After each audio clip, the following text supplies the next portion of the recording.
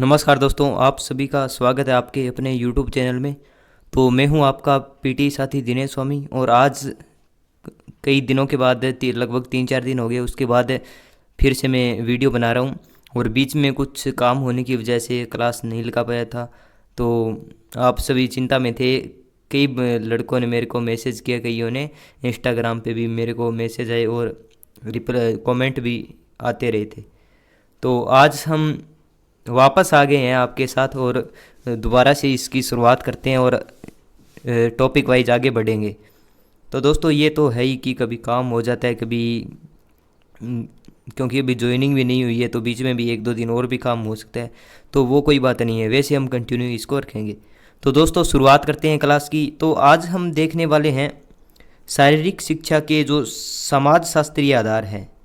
तो उनमें हमारे टॉपिक होंगे परंपराएं, नेतृत्व, समूह गतिशीलता और समाजीकरण एवं सामाजिक परस्पर संबंध।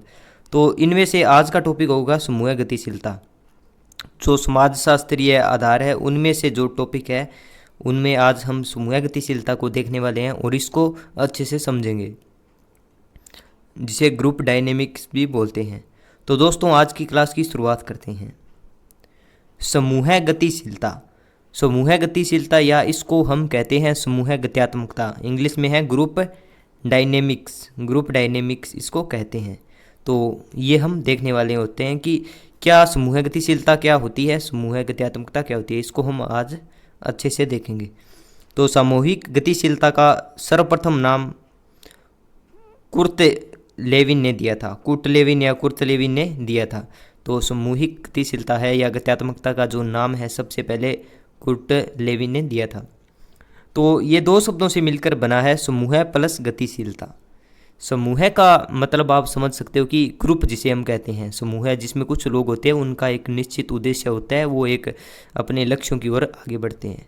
तो ये समूह है। और गतिशीलता में हम देखेंगे कि वो किस तरीके से जो उनकी शक्ति काम करती है, वो किस तरीके से अपने उद्देश्यों को लेके आगे बढ़ते हैं, जो उनमें मनोवैज्ञानिक जो क्या फैक्टर काम करते हैं। तो गतिशीलता इनको दर्शाती है। तो हम इसको ही देखने वाले हैं। तो हम गतिशीलता या गत्यात्मकता का पहले अर्थ समझते हैं। तो डायनेमिक्स शब्द यूनानी भाषा से लिया गया है, जिसका अर्थ है शक्ति। अतः समूह गत्यात्मकता का अर्थ समूह में कार्यरत शक्तियों से होता है। तो हम समूह गतिशीलता का साधारणतः अर्थ देखें तो इसका अर्थ है समूह में कार्यरत शक्ति। जो समूह में जो ग्रुप में शक्तियाँ कार्य करती है उन्हें कहते हैं। तो इस तरीके से जो समूह होता है, इस तरीके से आप देख सकते हो कि इसमें अलग अलग प्रकार के व्यक्ति होते हैं, पर उनका जो पर्पज़ होता है वो एक होता है। वहाँ पे उनके जो पर्सनल जो इश्यू होते हैं वो नहीं रहते, वो एक सामूहिक कार्य की ओर आगे बढ़ते हैं। तो आगे बढ़ते हैं।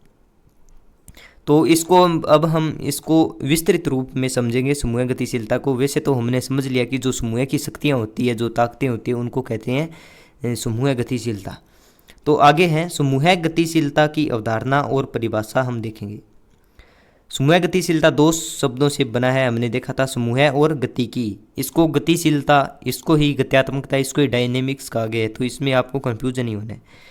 एक समूह व्यक्तियों का संग्रह है जो विश्वासों और मूल्यों का एक सेट साझा करते हैं।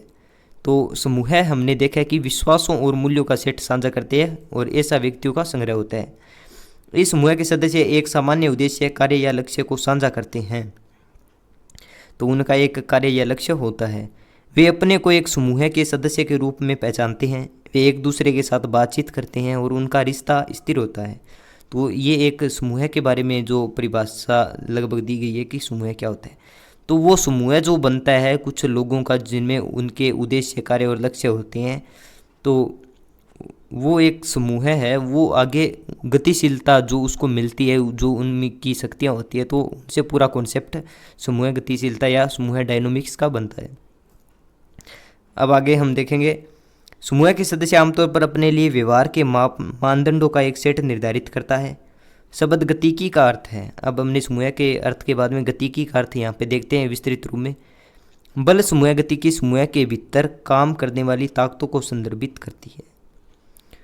बल समूह जो फोर्स, जो बल का समूह होता है, उसमें गतिकी समूह के भीतर, समूह उनके भीतर काम करने वाली ताकतों को संदर्भित करती है। जो ताकतें होती है, जो शक्तियाँ होती है, वर्क करती है ग्रुप में, उनको संदर्भित करती है गति की। ओके, तो समूह गतिशीलता समूह प्रक्रियाओं, उनके उद्देश्य, विश्लेषण, माप और व्यक्तिगत सदस्यों पर समूह सदस्यता के प्रभाव का अध्ययन है। तो समूह जो गतिशीलता है वो समूह की जो प्रक्रियाएं होती है, उनके उद्देश्य, विश्लेषण होते हैं, माप, व्यक्तिगत सदस्यों पर समूह सदस्यता के जो प्रभाव पड़ते हैं उनका अध्ययन है। तो टोटल मिला के इसकी अंत में जो परिभाषिक रूप में जो हमें दिया गया है वो है कि वह सामाजिक प्रक्रिया जिसके द्वारा लोग समूह वातावरण में बातचीत करते हैं और व्यवहार करते हैं, उनको समूह गतिकी कहा जाता है।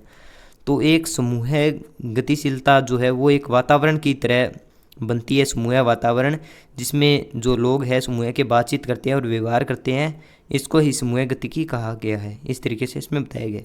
तो ये सब कुछ समूह गतिशीलता के बारे में था। तो इसको हम ज़्यादा डीपली ना ले तो भी ये चलेगा, क्योंकि हमको बस समझना है कि जो समूह होती है, जो उसमें जो ताकतें काम करती है, जो मनोवैज्ञानिक, जो साइकोलॉजिकल फैक्टर जो वर्क करते हैं, उनको समझना है। तो ये था समूह गतिशीलता। सामूहिक गतिशीलता या समूह गतिशीलता का जो महत्व है वो देखेंगे। यह योग्यता व्यक्ति के सामाजिक गुणों को विकसित करती है। जब समूह में व्यक्ति काम करेंगे तो उनमें सामाजिक गुणों जो विकसित होंगे, सामाजिक गुण डेवलप होंगे। सामूहिक रूप से क्रिया करने का विकास करती है। समूह विशेष के सदस्य निर्देशित प्रत्येक कार्य व व्यवहार को करने तथा कुशलता लाने का प्रयास करते हैं।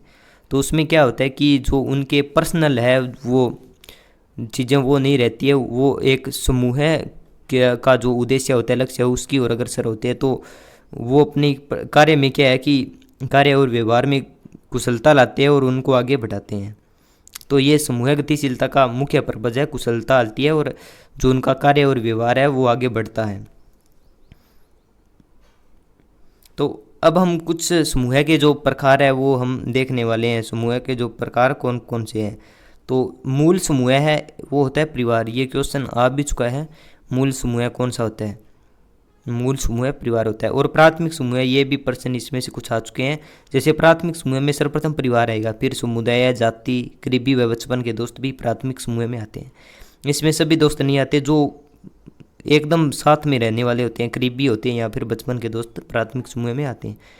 अब देखेंगे गौण समूह है, जिसमें पार्टी और क्लब को शामिल किया जाता है। जिसमें मतलब पार्टी और क्लब में कभी कभी जैसे मिलते हैं, वैसे मतलब नहीं मिलते, तो वो एक समूह बनता है वहाँ पे, वो उसको कहते हैं गौण समूह। आगे है स्वेच्छित समूह है, जो खुद की इच्छा से बनाए जाते हैं, जैसे व्यापार संघ, ट्रेड यूनियन, विद्वान समाज या पर्यावरण समूह होते हैं। ये स्वेच्छित समूह में आते हैं। आगे है औपचारिक। औपचारिक समूह में आते हैं सरकारी संगठन, बैंक और विश्वविद्यालय आते हैं, जो औपचारिक समूह के अंतर्गत हम पढ़ते हैं। अनौपचारिक समूह है, इसमें अनौपचारिक समूह में कुछ उदाहरण हैं। कुछ उदाहरण मित्रता समूह है, रुचि समूह है, समस्या समाधान समूह है या नवाचार समूह है। तो ये कुछ उदाहरण हैं अनौपचारिक समूह के, जिसमें है मित्रता समूह है, रुचि समूह है, समस्या समाधान समूह है या नवाचार समूह है। इनमें से प्रत्येक समूह का संगठन पर अलग अलग प्रभाव हो सकता है, जैसे मनोबल बढ़ाना। तो अनौपचारिक समूह है वो मतलब ऐसे काम करता है, जैसे उनका उद्देश्य हो सकता है, जैसे उद्देश्य या प्रभाव मनोबल बढ़ाना, सहायता प्रदान करना, विचार उत्पन्न करना और मुद्दों को हल करना, जैसे समूह उनके उद्देश्य हो सकते हैं। तो ये हमने देखा था समूह के जो प्रकार होते हैं। और अब अंत में हम पहुंच गए हैं। आज का टॉपिक इतना बड़ा नहीं था, बस इसमें एक छोटा सा कॉन्सेप्ट था और अक्सर एक दो प्रश्न आ जाते हैं, तो आप इसको क्यों छोड़े, और आपके लिए ज़रूरी भी हो जाता है कि इसको आप कवर करें, क्योंकि ये ज़रूरी नहीं है कि आपको बहुत कुछ आता है, पर अगर आपने सिलेबस को 3-4 बार निकाल दिया, सिलेबस की एक एक चीज़ें देख ली, तो आपको पास होने से कोई नहीं रोक सकता। तो पूरे सिलेबस को कवर करना ज़रूरी है। तो अब हम देखेंगे कि समाज शास्त्र के दृष्टिकोण से निम्नलिखित में प्रथम समूह कौन सा है। तो प्रथम या प्राथमिक समूह के बारे में पूछा गया है कि प्राथमिक समूह कौन सा है। तो इसमें जो सर्वप्रथम आता है वो आपको बताना होगा। तो इसका आंसर आप करके लेके आना, कौन सा है कमेंट में कर देना, और जो कमेंट में करेगा उसको रिप्लाई भी मिलेगा, तो आप ये कर देना। और जो भी आपके मन में क्वेश्चन वगैरह हो तो मेरे को इंस्टाग्राम कर सकते हो @दिनेश स्वामी 1 मिनट में अच्छे से लिख देता हूँ।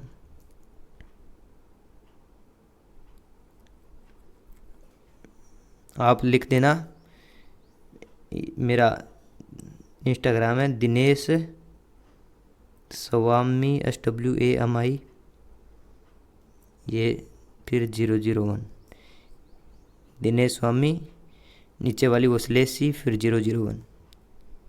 ओके, ये मेरा इंस्टाग्राम है, यहाँ पे मैसेज कर सकते हो। क्योंकि कई बच्चे होते हैं जिनको बात करनी होती है, नंबर वगैरह मांगते हैं, तो नंबर देना थोड़ा कठिन होता है, नंबर देना थोड़ा मेरे लिए कठिन होता है, क्योंकि इतनी बड़ी फैमिली अपनी बन चुकी है। तो उनमें से मतलब अगर मैं नंबर देता हूँ तो पूरे दिन मेरे पास कॉल ही कॉल आएंगे, तो फिर आप समझ सकते हो। तो मेरे को भी टाइम नहीं मिल पाता, क्योंकि मैं मेरा जो पर्सनल टाइम है वो बहुत कम निकाल पाता हूँ। तो इसी के साथ मिलते हैं अगली वीडियो में, तब तक के लिए जय हिंद जय भारत।